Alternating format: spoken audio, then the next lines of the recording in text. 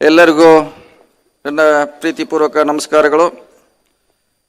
ರಾಷ್ಟ್ರಪಿತ ಮಹಾತ್ಮ ಗಾಂಧೀಜಿಯವರ ಅಧ್ಯಕ್ಷತೆಯಲ್ಲಿ 1924ರಲ್ಲಿ ನಡೆದ ಬೆಳಗಾವಿ ಕಾಂಗ್ರೆಸ್ ಅಧಿವೇಶನದ ಶತಮಾನೋತ್ಸವ ಸ್ಮರಣಾರ್ಥಕವಾಗಿ ಆಯೋಜಿಸಿಬಿಟ್ಟಿರುವ ಈ ಗಾಂಧೀಜಿಯವರ ಪುತ್ಥಳಿ ಅನಾವರಣ ಕಾರ್ಯಕ್ರಮ ಮುಕ್ತಾಯದ ಹಂತ ತಲುಪಿದೆ.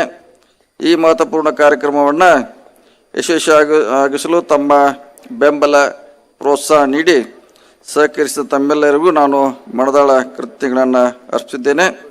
ತಮ್ಮೆಲ್ಲರ ಗಣ ಉಪಸ್ಥಿತಿ ಈ ಕಾರ್ಯಕ್ರಮವನ್ನು ಐತಿಹಾಸಿಕ ಮತ್ತು ಸ್ಮರಣೀಯವಾಗಿಸಿದೆ ಎಂದು ಹೇಳಲಿಕ್ಕೆ ಇಚ್ಛಿಸುತ್ತೇನೆ. ಈ ಗಮನಾರ್ಹ ಕಾರ್ಯಕ್ರಮದ ಉದ್ಘಾಟನೆಯನ್ನು ನೆರವೇರಿಸಿದವರು ರಾಜ್ಯಸಭಾ ವಿರೋಧ ಪಕ್ಷ ನಾಯಕರಾದ ಸನ್ಮಾನ್ಯ ಶ್ರೀ ಮಲ್ಲಿಕಾರ್ಜುನ್ ಖರ್ಗೆಜಿ ಅವರ ಆಶೀರ್ವಾದ, ಅವರ ಗಣ ಉಪಸ್ಥಿತಿ ಮತ್ತು ಸ್ಫೂರ್ತಿದಾಯಕ ಮಾತುಗಳು ನಮಗೆ ಇನ್ನಷ್ಟು ಉತ್ತಮ ಯೋಜನೆಗಳು ಅನುಷ್ಠಾನಕ್ಕೆ ಪ್ರೇರಣೆ ನೀಡಿದಂತಾಗಿದೆ. ಅಪಾರ ತ್ಯಾಗ, ಪರಿಶ್ರಮ, ಸಮರ್ಪಣೆಗೆ ಉದಾಹರಣೆಯಾಗಿರುವ ತಮ್ಮ ಜೀವನದ ಚರಿತ್ರೆ ಸಂವಿಧಾನದ ಮೌಲ್ಯಗಳಿಗೆ ಮತ್ತು ಜನಸಾಮಾನ್ಯರ ಕಲ್ಯಾಣಕ್ಕಾಗಿ ನಿಮ್ಮ ಬದ್ಧತೆ ಎಲ್ಲರಿಗೂ ಸ್ಫೂರ್ತಿದಾಯಕವಾಗಿದೆ.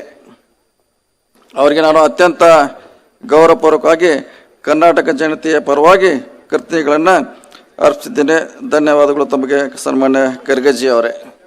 ಅದೇ ರೀತಿ ಈಗ ತಾನೇ ಉದ್ದೇಶಿಸಿ ಮಾತಾಡುವಂಥ ಕರ್ನಾಟಕದ ಮುಖ್ಯಮಂತ್ರಿಗಳ ಸನ್ಮಾನ್ಯ ಸಿದ್ದರಾಮಯ್ಯರು ಕೂಡ ತಮ್ಮೆಲ್ಲರ ಪರವಾಗಿ ಅಭಿನಂದನೆಗಳನ್ನು ಸಲ್ಲಿಸಿದ್ದೇನೆ. ಈ ಕಾರ್ಯಕ್ರಮದಲ್ಲಿ ಉಪಸ್ಥಿತಿರುವಂಥ ವಿಧಾನಸಭೆಯ ಅಧ್ಯಕ್ಷರಾದ ಸನ್ಮಾನ್ಯ UT ಖಾದರ್ ಅವರಿಗೆ, ಅದೇ ರೀತಿ ವಿಧಾನ ಪರಿಷತ್ತಿನ ಗೌರವಾನ್ವಿತ ಸಭಾಪತಿಗಳಾದ ಸನ್ಮಾನ್ಯ ಶ್ರೀ ಬಸವರಾಜ ಹೊರಟ್ಟಿ ಕೂಡ ಧನ್ಯವಾದಗಳನ್ನು ಅರ್ಪಿಸಿದ್ದೇನೆ. ಅದೇ ರೀತಿ ಕಾರ್ಯಕ್ರಮದಲ್ಲಿ ಮುಖ್ಯ ಅತಿಥಿಗಳಿಗೆ ಆಗಮಿಸುವಂಥ ವಯನಾಡಿನ ಸಂಸದೀಯಾದ ಶ್ರೀಮತಿ ಪ್ರಿಯಾಂಕಾ ಗಾಂಧಿ ಅವರು ಕೂಡ ತಮ್ಮೆಲ್ಲ ಪರವಾಗಿ ಅಭಿನಂದನೆಗಳನ್ನು ಸಲ್ಲಿಸಿದ್ದೇನೆ. ಅದೇ ರೀತಿ ನಮ್ಮ KPCC ಅಧ್ಯಕ್ಷರು ಉಪಮುಖ್ಯಮಂತ್ರಿಗಳ ಸನ್ಮಾನ್ಯ ಶ್ರೀ DK ಶಿವಕುಮಾರ್ ಅವರು ಕೂಡ ತುಂಬ ಹೃದಯದ ಕೃತಜ್ಞತೆಗಳನ್ನು ಅರ್ಪಿಸಿದ್ದೇನೆ. ಅದೇ ರೀತಿ ವಿಧಾನಸಭೆ ಉಪಸಭಾಪತಿಯವರಾದ ಶ್ರೀ ರುದ್ರಪ್ಪ ಲಮಾಣಿ ಅವರಿಗೂ ಕೂಡ ಪ್ರೀತಿಪೂರ್ವಕವಾದ ವಂದನೆಗಳು. ಅದೇ ರೀತಿ ನಮ್ಮ AICC